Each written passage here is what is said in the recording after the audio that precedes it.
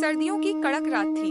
ठंड हड्डियों तक उतर रही थी और बर्फीली हवा तीरों की तरह चुभ रही थी। चारों ओर धुंध और सन्नाटा पसरा था। गांव के आखिरी छोर पर एक गरीब किसान का मिट्टी से बना जर्जर सा घर था।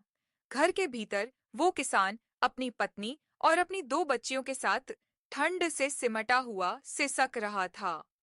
मध्यम सी रोशनी पतिस में तभी एक कांपती हुई आवाज उठी और उसी पल उसकी पत्नी पास आकर घबराई हुई आवाज में उससे बोली। सुन रहे हो? आरव फिर से सिसकने लगा है।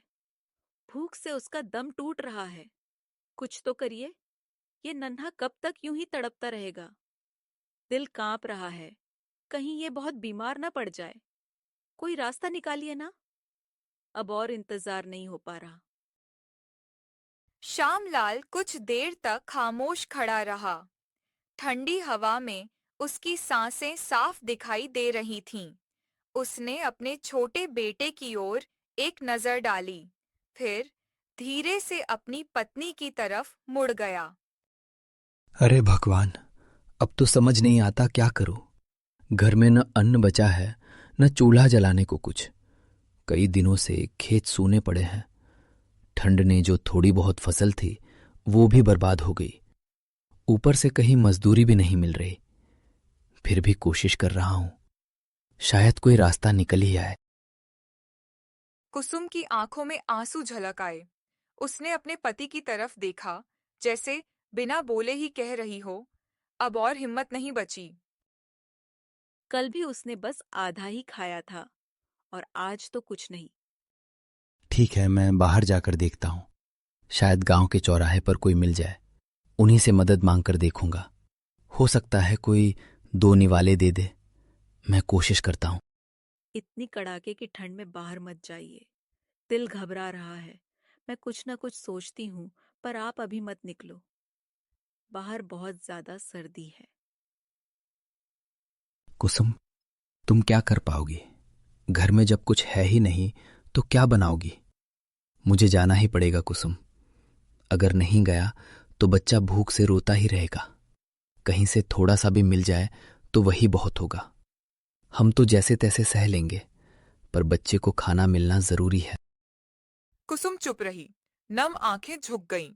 श्यामलाल बिना कुछ कहे दरवाजा धक्का देकर बाहर निकल पड़ा। सुनसान सड़क थी। ठंडी हवा चेहरे को काट रही थी। भूख ने उसे आगे बढ़ने पर मजबूर किया। दूर अंगीठी की रोशनी झिलमिला रही थी। वहां गांव के बड़े घरानों के लोग बैठे थे। उन्हें देखकर श्यामलाल पल भर रुका, फिर हिम्मत करके आगे बढ़ा। भैया, घर में बच्चा भूखा है। खाने को कुछ भी नहीं बचा। अगर जरा सी भी मदद मिल जाए तो बहुत बड़ी राहत होगी। अभी पैसे नहीं हैं, पर जब होंगे जरूर चुका दूंगा।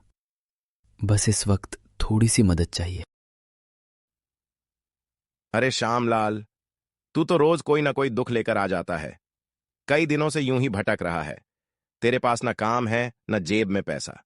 फिर रोज यहां आकर मदद की उम्मीद क्यों लगाए बैठा है? आखिर मैं भी क्या करूं? अरे देखो भाई, इसे तो सब कुछ मुफ्त का ही चाहिए। पहले कहीं काम ढूंढ, कुछ कमा कर दिखा, फिर मदद की बात करना। जिसके पास काम ही नहीं वो लौट आएगा क्या? इसलिए यहां बहाने मत बना और अपनी मुश्किलें कहीं और ले जाकर सुनाओ। सब जोर से हंस पड़े। श्यामलाल की नजरें झुक गईं। चेहरे पर अपमान साफ दिख रहा था। वो कुछ कहना चाहता था, पर शब्द नहीं निकले। आखिर धीमे से बोला। ठीक है, कोई बात नहीं भाइयों। फिर वो पीछे मुड़ा और चुपचाप चल पड़ा। उसके हाथ कांप रहे थे, ठंड से नहीं, दिल के दुख से। घर लौटते लौटते उसकी आंखें भर आईं। हे ऊपर वाले, ये कैसी कड़ाके की सर्दी भेज दी तूने। मेरे पास अब कोई जवाब नहीं बचा। घर में बच्चा भूख से बिलख रहा है। पत्नी चुपचाप मुझे देख रही है और मेरे हाथ बिल्कुल खाली हैं। न आग जलाने को कुछ है, न पेट भरने को खाना। काम ठप पड़ा है। खेतों की मेहनत ठंड में मिट्टी हो गई। समझ नहीं आता अब किस ओर जाऊं, किससे सहारा मांगूं। उसने आसमान की तरफ देखा। चारों ओर कोहरा ही कोहरा था। अंधेरा इतना गहरा कि ऊपर कुछ भी नजर नहीं आ रहा था। थके हुए कदमों से वो घर की देहरी तक पहुंचा। जैसे ही दरवाजा खुला, अंदर हलचल हुई। कुसुम तुरंत उठ बैठी। आंखों में उम्मीद लिए धीरे से पूछा, कुछ मिला क्या? श्यामलाल कुछ न बोला। पल भर ठहरा, फिर सिर झुका लिया और खामोशी में खड़ा रह गया। नहीं, कुछ भी नहीं मिला। लोग हंस पड़े। मेरी मजबूरी को मजाक बना दिया। तो अब आगे क्या होगा? बच्चा कई दिनों से ढंग से खा भी नहीं पाया है। हम खुद जैसे तैसे चल रहे हैं और ऊपर से ये कड़ाके की ठंड। अब क्या रास्ता बचा है श्यामलाल? मुझे तो कुछ भी समझ नहीं आ रहा। मैं क्या कहूं कुसुम, मेरे अपने मन में ही अंधेरा छाया है। घर में लकड़ी भी बची है क्या? जो थोड़ा बहुत था वो भी कल ही खत्म हो गया। आज घर में कुछ भी बाकी नहीं है और ये सर्दी रुकने का नाम ही नहीं ले रही। अच्छा, तो मैं जंगल होकर आता हूं। कुछ लकड़ियां मिल जाएं तो कम से कम आग जलेगी और थोड़ी राहत मिलेगी। नहीं तो इस सर्दी में यूं ही जमते रहेंगे। इतनी भयानक सर्दी में कृपया मत जाइए। वहां तो ठंड और ज्यादा होगी। चारों तरफ कोहरा छाया है। रास्ता भी ठीक से दिखाई नहीं देगा। मुझे जाना ही होगा, वरना ये रात काटना मुश्किल हो जाएगा। तुम लोग यूं ही ठिठुरते रह जाओगे। फिक्र मत करना, मैं ज्यादा देर नहीं लगाऊंगा, जल्दी लौट आऊंगा। हम तो जैसे तैसे ठंड सह लेंगे, लेकिन आप जंगल मत जाइए। अगर रास्ते में कुछ अनहोनी हो गई तो इस घर में मैं अकेली क्या कर पाऊंगी? घबराओ मत कुसुम, मैं सिर्फ थोड़ा इंतजाम करके लौटूंगा। अगर आग जल गई तो ये रात भी निकल जाएगी, वरना इस ठंड में यहां टिक पाना मुश्किल हो जाएगा। कुसुम की आंखें भर आईं, पर वो चुप रही। श्यामलाल पल भर ठिठका, फिर दरवाजा खोलकर बाहर निकल गया। हवा तेज थी, पैर जमीन में धंस रहे थे। हर सांस भारी लग रही थी। फिर भी वो ठंड से लड़ता हुआ आगे बढ़ता चला गया। हे ऊपर वाले, पता नहीं आज कैसी परीक्षा ले रहे हो। ऐसी सर्दी मैंने कभी नहीं देखी, फिर भी जाना तो पड़ेगा। अगर कहीं से थोड़ी सी लकड़ी मिल गई तो घर में आग जल सकेगी। कुसुम को और आरव को थोड़ी राहत मिल जाएगी। हवा जैसे कुछ कह गई हो। श्यामलाल जंगल में कुछ कदम आगे बढ़ा। तभी एक कांपती सी आवाज आई, बहुत ठंड है। वो रुक गया। धुंध गहरी थी। फिर अचानक कोहरे के बीच एक बूढ़ा बाबा दिखा। फटे कपड़ों में, लकड़ी के सहारे, ठंड से कांपता हुआ। बाबा, इतनी सर्दी में आप यहाँ जंगल के अंदर अकेले कैसे बैठे हैं? सब ठीक तो है ना? कहीं आपको कुछ हो तो नहीं गया? बाबा ने कांपते हुए सिर उठाया। उनकी दाढ़ी पर बर्फ जमी हुई थी और हाथ इतने ठंडे थे मानो पत्थर बन गए हों। बेटा, अब मेरा ठिकाना ही कहाँ है? न छत है, न कोई अपना सहारा। यहीं बैठा रह गया। दिशा भी समझ में नहीं आई कि जाऊं तो किधर। सर्दी ऐसी है कि हड्डियां तक सुन्न हो चुकी हैं। बाबा, इतनी भयानक सर्दी में यहाँ यूं बैठना ठीक नहीं है। थोड़ी ही देर में जिस्म सुन्न पड़ जाता है। मेरे साथ घर चलिए, आग जलेगी, कुछ तो गर्माहट मिलेगी। इस जंगल में और देर बैठे रहे तो अनहोनी भी हो सकती है। बाबा के चेहरे पर एक कोमल मुस्कान उभरी, जैसे बहुत समय बाद किसी अपने की आवाज ने दिल को छू लिया हो। बेटा, आजकल भला कौन किसी अजनबी के लिए अपने दरवाजे खोलता है? कौन किसी बुजुर्ग को अपने सूने घर में ठिकाना देता है?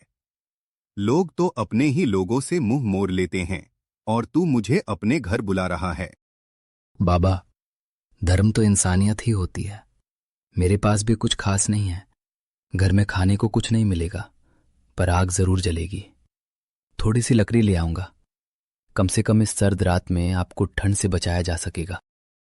बाबा ने उसे गौर से देखा। उनकी आंखों में एक अनजानी सी चमक उभर आई। बेटा, तुम्हारे घर में कितने लोग हैं? कौन कौन है वहां?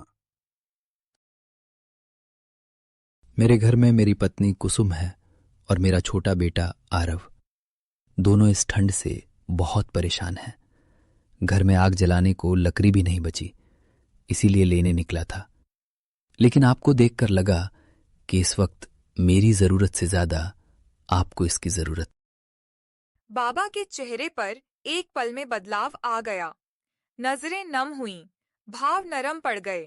फिर उन्होंने धीमे स्वर में कहा, बेटा, तू बहुत भला इंसान है। आज के वक्त में ऐसे दिल बहुत कम मिलते हैं। चल, मुझे अपने घर ले चल। शायद वहां थोड़ी गर्माहट मिल जाए और शायद जिंदगी की थोड़ी सी आस फिर से जाग जाए। श्यामलाल ने बाबा को सहारा दिया और गांव की ओर लौट पड़ा। चलते चलते दोनों धीरे धीरे बातें करने लगे। बेटा श्यामलाल, तुम्हारे गांव में ऐसी बेहिसाब ठंड क्यों है? ये सर्दी आम दिनों जैसी नहीं लगती। लगता है जैसे मौसम नहीं, बल्कि कोई और ही अपना असर दिखा रहा हो। बाबा, गांव के लोग भी यही कह रहे हैं कि ये ठंड साधारण नहीं है। फसलें पूरी तरह तबाह हो चुकी हैं, काम धंधा ठप पड़ गया है, पशु बीमार पड़ रहे हैं और हर घर में भूख ने डेरा डाल रखा है।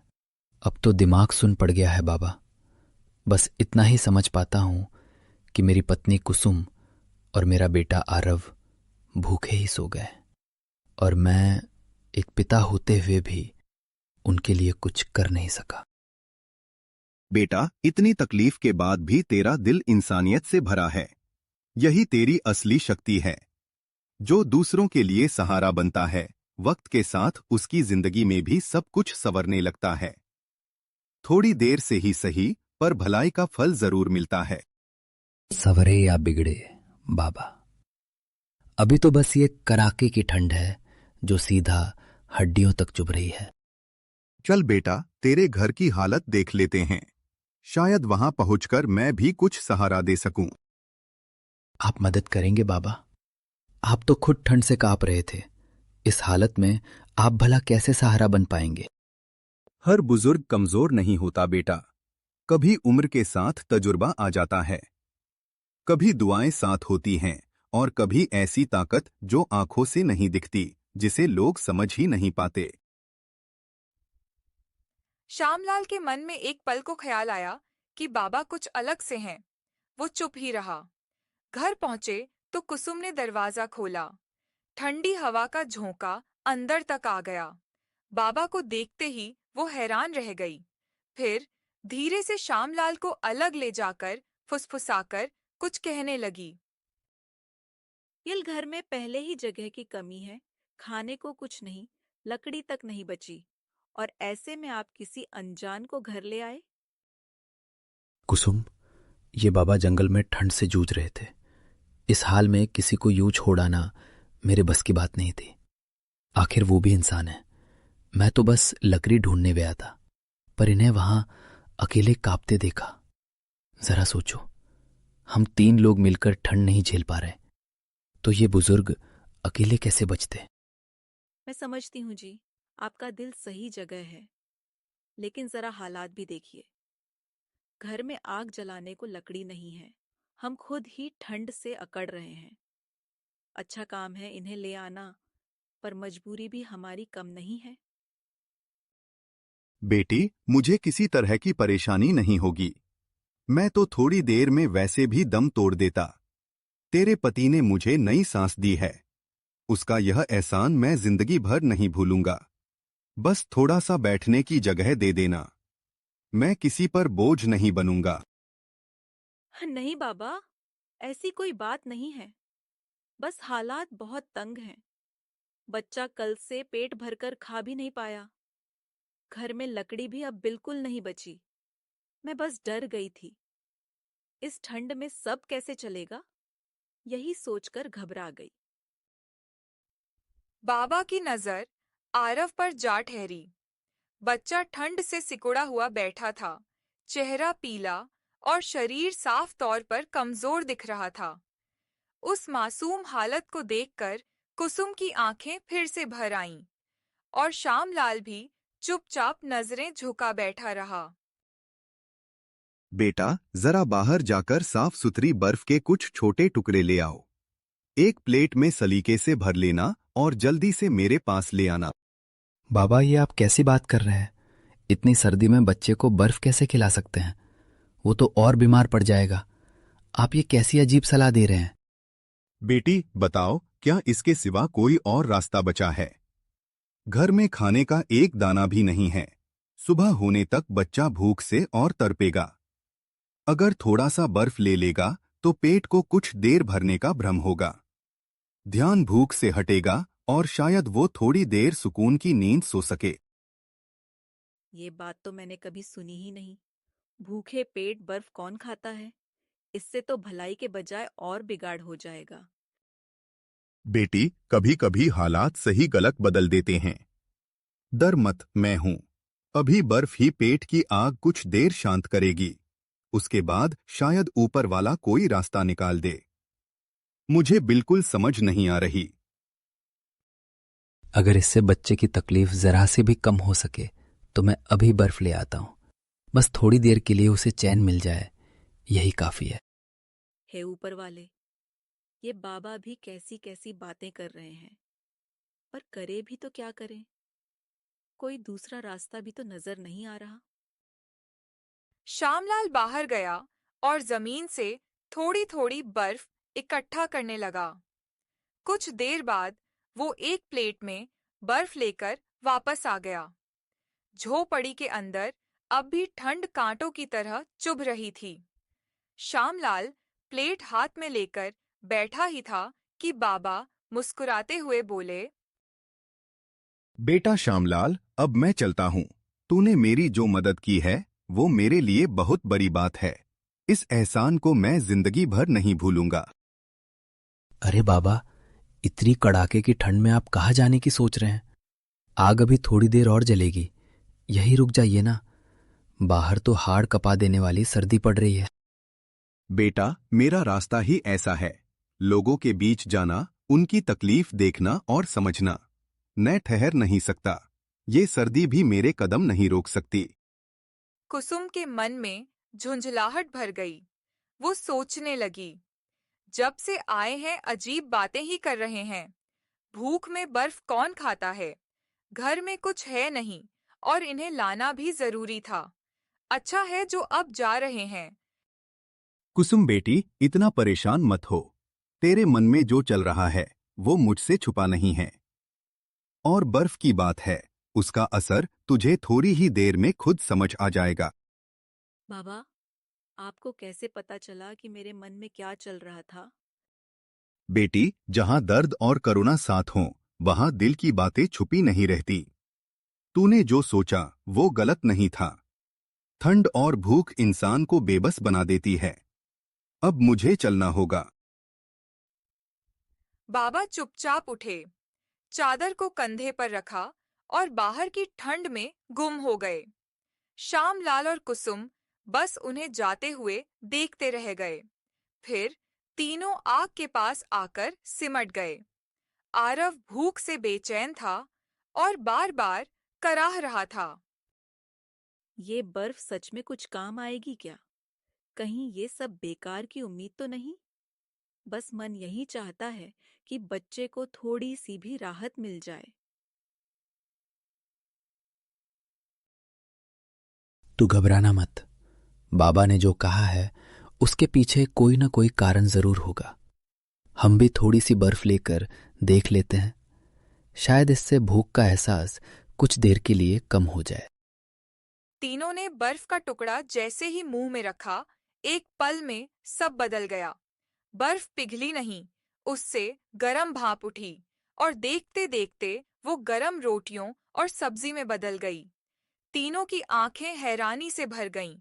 खुशी से उनके कदम उछल पड़े। श्यामलाल, ये देखो, बर्फ खाना बन गई। बाबा, बाबा, वो सच में कोई सिद्ध पुरुष थे। हम समझ ही नहीं पाए। कुसुम, हम दोनों ने बाबा को गलत समझ लिया। हम सोच रहे थे कि वो बेकार की बातें कर रहे हैं, पर सच तो ये है कि उन्होंने हमारी जान बचा ली। हम समझ ही नहीं पाए कि वो कितने बड़े इंसान थे। हाँ, हमें तो उनके पैर पकड़कर धन्यवाद करना चाहिए था। मैंने उनके बारे में गलत सोचा, फिर भी उन्होंने हमारा भला ही किया। ऐसे इंसान बहुत कम होते हैं। उस बाबा ने हमारे पूरे परिवार का पेट भर दिया कुसुम। ये हमारे लिए किसी वरदान से कम नहीं है। तीनों ने दिल भरकर खाना खाया और थोड़ा सा अगले दिन के लिए बचा लिया।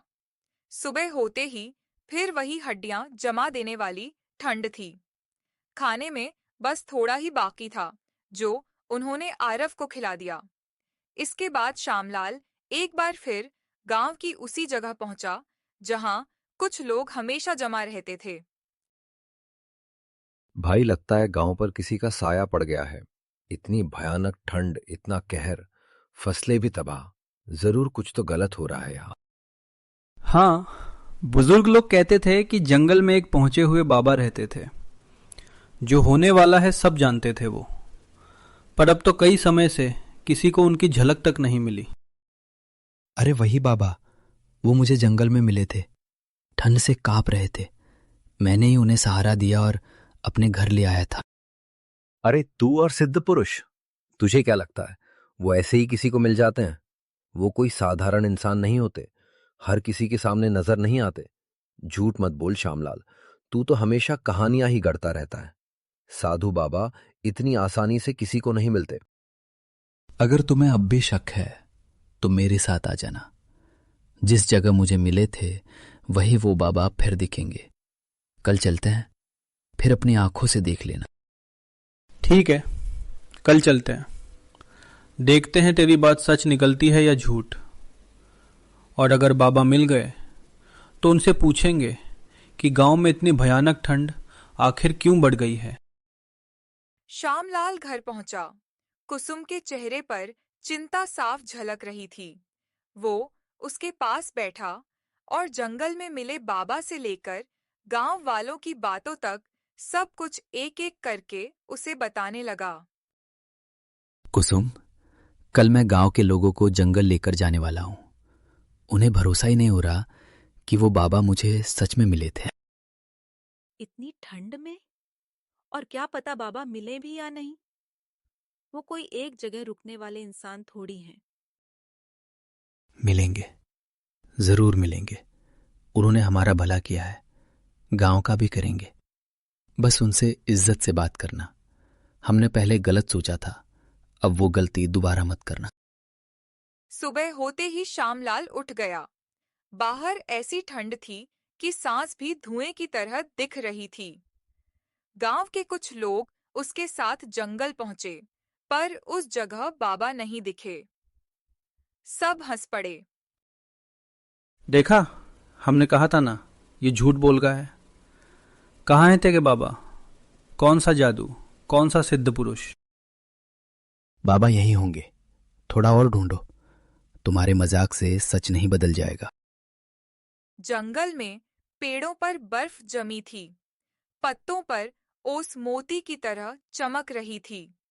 हर कदम के साथ ठंड बढ़ती जा रही थी। काफी देर बाद एक पेड़ के नीचे वही बाबा बैठे मिले। चारों सन्न रह गए। देखा, मैंने कहा था ना। अब बोलो, अब क्या कहोगे? बाबा, हमारे गांव में इतनी ठंड क्यों पड़ रही है? क्या ये कोई श्राप है? नहीं बेटा, ये श्राप नहीं, ये तुम्हारे अपने कर्मों का असर है। तुमने पेड़ काटे, प्रकृति से नाता तोड़ा।